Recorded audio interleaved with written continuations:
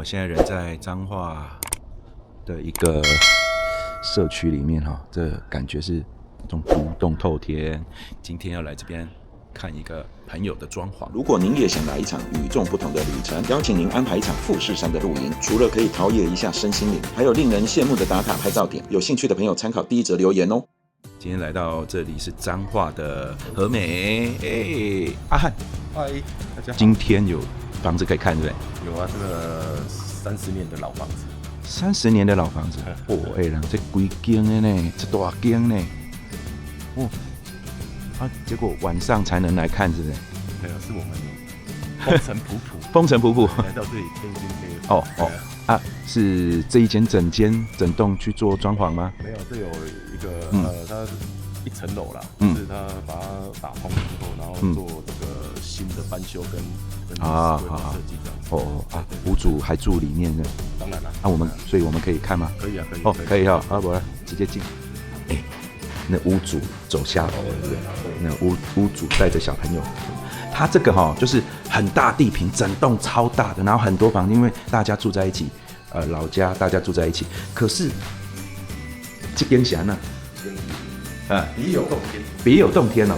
这个是一个区隔，进来这边好像到另外一个哦，自己住的地方弄得很舒适。对其他的住的就是弄原始，维持原样。没有这个兄弟姐妹住一起嘛，自己处理就对了。自己处理自己的一份。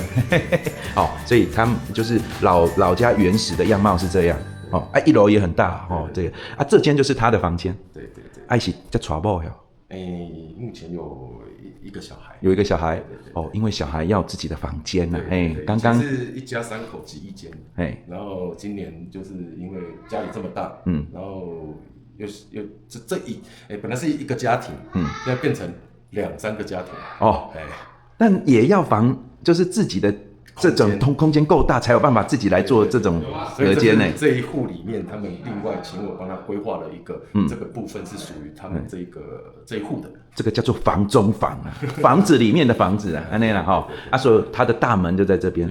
你给他做了一个这个长虹玻璃滑门呢，够做缓冲呢然后打开了以后就是进到他家，所以他本来这是一个什么样子的空间？这本来只是一个很大的一个房间，很大的房间。然后你帮他怎么规划？我帮他规划成2房，然后一卫卫浴2房1卫，再有一个衣帽间。衣帽间更衣室进来了以后，你给他关一下哈。屋主已经进来以后，就是因为屋主他希望说，他们有像走到自己家里一户的感觉。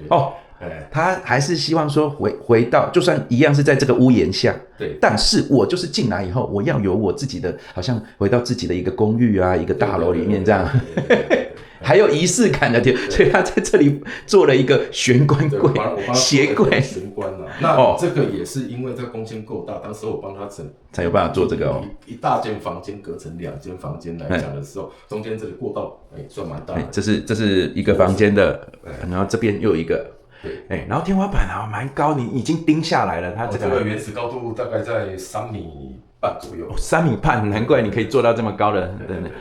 这个不是系统柜呢。这里全部都是木工现场做的。木工现场做它这个我偷看一下有这个它这个是木皮的吗？还是这个是 PVC 皮啊？这个是 PVC 的。PVC 的。不是 PVC 的，是 PP 的。PP 这新的比较新的材质这个如果贴木皮的话，跟贴这个 PP 会差多少？差很多了，价格差很多，大概2-3倍了。差2-3倍木皮有什么好处？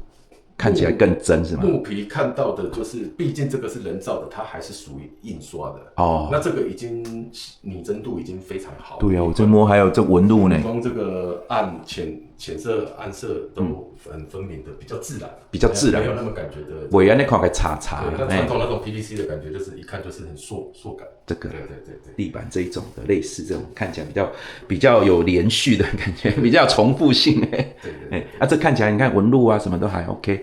然后这边就可以放一些钥匙，要出门呢，小朋友的东西这样的。这里是收纳柜还是鞋柜啊？我当时是帮他规划个鞋柜啦，因为自己本身在这里出入的话，他的一家人嘛，那这一户里面住了两家3家人嘛，所以这个有时候鞋柜共用的时候会可能比较混乱，然后没办法整齐的，所以这里面有他的鞋柜就对了，偷偷看嘛这啊，都是储物柜，现在没有，他住多久了啦？刚进来，刚从旧房间搬到这里。东西先放一下，还没整理哈。OK， 好啊，那有一个厕所，这是后来做出来的吗？原本这里这个房子就有盖了一个厕所在这。这个地方本来就是一个厕所。对，然后再把它翻新。管路有重做吗？还是管路几乎没有啦，几乎没有，就是稍微调整了一下，然后做成比较现代的感觉。因为它这个已经有一点年纪了哈，它墙壁有办法这么平吗？这个是有再重新研磨过的，重新再P 涂研磨过哈，我们看这哈，而且厕水蛮大间的呢，对，这早期的厕所。地板这个都重新弄过，防水重新弄过，然后你这个干湿分离也是这玻璃的，这样，然后这个暖风机 Panasonic 的浴柜全部都重新做，马桶也重新做，所以厕所的部分看起来这样比较舒服一点，因为古早味的那个瓷砖啊，还有整个墙面看起来真的会有一点年代感，对不对？因为那时候是业主他是2夫妻加一个小孩，那小孩长大了，那他让他有独立的房间，然后又请我跟他总不能说我要去厕所，又要经过别人睡的地方。所以那时候就帮他规划成2个房间，然后这个公共卫浴这样子的。如果没有的话，这间是可以做套房的，这样子隔起来变套房啊。那要因应可以让2个房间的需求都可以来使用，所以就独立一个厕所做这样的动线。这间是什么？这是他客房，小孩子的房间小孩房。你看这个门框啊，所以这边全部都是钉出来，本来是没有隔间的，是吧？这全部完全本来是没有隔间。这也是对，这个格局都是后来我规划。本来是一个开放空间呢，全部都隔间，就再重新做啊，真的是小朋友的房间。对，阴呐，他小朋友这么多个一次这么大的床这个第一个是他当时想要做一个卧铺的感觉啦，就是通铺。那通铺再来就是假设，因为他兄弟姐妹的小孩，如果说大家一起来玩的时候，比较多，比较热闹，多功能使用。那你这个也是木工的吗？对，这全部都是木工。哇，下面这个是用木工下去做，这有抽屉吗？这个都是抽屉的收纳。里面就是放一些衣服收纳的部分。然后还帮他做灯条这是怎样？你下床的时候怕跌倒是吗？对，夜灯夜灯下面那一条是夜灯的。然后也帮他做床头。对，这边也有做床头。对，这个打开了灯是可以双切的。对，那这个当时候在规划有一个比较不一样的地方是，因为那时候正在调整说，睡觉的床头要睡哪一边啊，这些东西又牵扯到风水上的一些风水问题，跟一些比较住起来会比较动线比较合适的状况，所以我们调整了一下，本来是床摆这个方向，脚向那个方向，头又在窗。这边本来是窗了这个现在是窗。如果那个床摆这样子，头又在窗上面，这样子也不是太好。那这个现在把它摆这样子的时候，就对这边有一个问题这边看起来是一面墙，对，其实这个是一个很大的前阳台落地窗。他把它对。所以你把它做了一个隐藏门呐。对，因为这个阳台不常使用几乎他们说一年出去没1-2年，手指可以数的是数了那所以就把它做起来，做成我不把它封掉的情况下，又维持有一个睡觉的时候前面是不是窗的这个状况也符合这个那个风水上的这个问题可以所以刚好全部把它转一下就都好了。肤感的一个触感比较细致所以这一间差不多是这个样子，这边还做这个木工。这里再做一个小的L 型的小更衣区。好，这是客房，就这么大间呢，这比我们现在很多人的主卧室还大。可以放到6尺床，在还多了这么大的。而且我刚刚敲了一下。这个整个全部钉背板、墙板呢，就空间够大，你做墙板，四周围全部都看起来比较平，对。那再来就是原始墙面，它这个毕竟老房子了，大概30年的房子，30多年了，对。它那个当时候要来整理这个房子的时候，也是因为外墙开始有漏水、壁癌这些问题，所以顺便的做了外面的这个防水都重新制作，然后这个顶楼的这个漏水防都也是都重新做防水，都全部重做了。对。所以这个因为墙面久了比较没有那么的平整，那么好看。干脆直接就钉起来比较快。对，那再来钉起来的原因也有，是因为这些，比方说这个书桌在这里，以前这里都没有插座啊，那如果就不用打墙啊，对，就不用打墙，不用打那个管沟，对，就靠着这墙来做管道。这边全部都有。那插座，墙壁上冷气的部分也可以做管线。就不用再挖一个洞了。好，这是客房。那我们来看一下主卧室，是不是？来，主卧室2间房间，我们就介绍这么久，没有厨房，没有厨房。人家有在里面吗？没有，下去了。这间它大间啦，太大间了吧？等于客厅也在这里，所以这个也是全部都是手工做的，对，都木工，全木做的。对。然后上面也做那个镜子，看起来比较有质感一点。然后这边这是石墙，这是原本的墙面。原本墙面，这边都是做出来了。对，这边都做出来，隔间做出来。然后连这一面墙，它也有钉啊，所以整个包到那边好像全部都是四周都有做，都包了。好，那做那个镜子，因为这里要跑了一只很大的梁嘛，那感觉很厚重，所以做了个镜子，让它轻亮一点。看起来有延伸性。比较没有那么压迫。冷气都坐在里面，都吊顶式的。对，那时候是做吊顶式，然后直接把这个天花板做一个高低落差。这里还有这条灯条，有没有？这个灯条。那你说还有一个，除了这个房间很大以外，还有一个这边又隔了一个更衣室、衣帽间。对，那衣帽间就是整个是全部都是衣柜。全衣柜啊。这个你现在已经有很多他们屋主使用的东西了，所以我们不要拍得太仔细。这个有搭配一些，这不是只是油漆，下面这个墙板这也是木做的墙板去做一个腰线的做一个腰线的延伸，对不对？对。这个主人他们总共是一个小孩而已是吗？目前是一个小孩，对，所以未来如果要扩充，就看如果有小孩子有需求的话，旁边那一间再改一下，又变成另外一间房间了。对，他们因为这个房子太大了，想要怎么弄，弹性很大。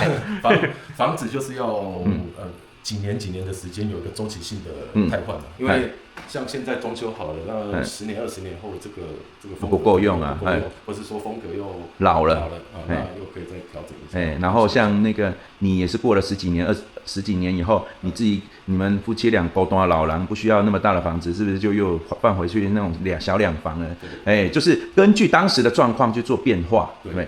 那这个我看老屋在翻修，我觉得它的成本可能比我新房子装潢还要贵很多那种感觉。这全部光是防水全部重弄，然后有的可能墙面有问题，也就又重新弄，又砌墙又干嘛，然后全部的墙板全部都做包墙，对，然后再做隔间，对，那天地壁全做，对，柜体全手工打造，对，那再做一些巧思，对，连床通铺都是手工做的。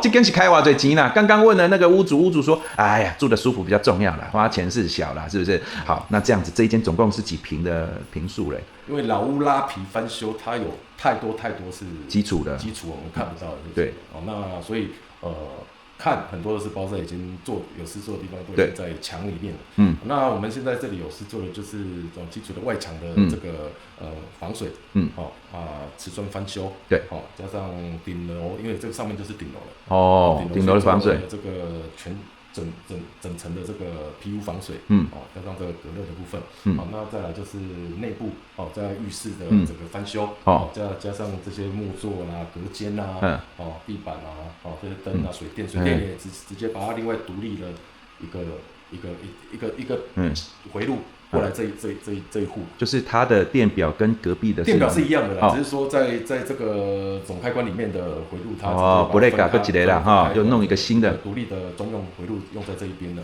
光是设计那个回路可能就不知道多少钱了呢现在贵了，东西都涨价都涨价，还做一间厕所出来嘞，这样子全部总共花了大概160几万160几万重点是这个坪数是建坪是。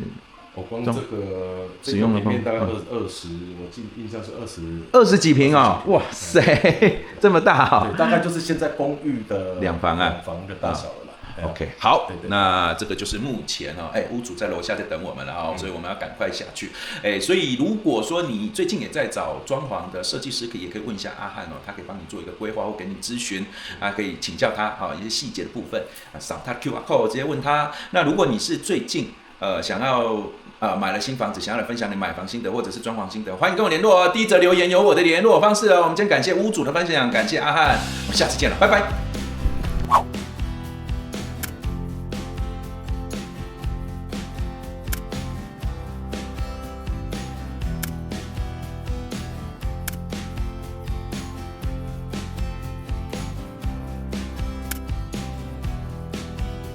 我们先来看一下，这是 Rambel 的一个评比哦，它是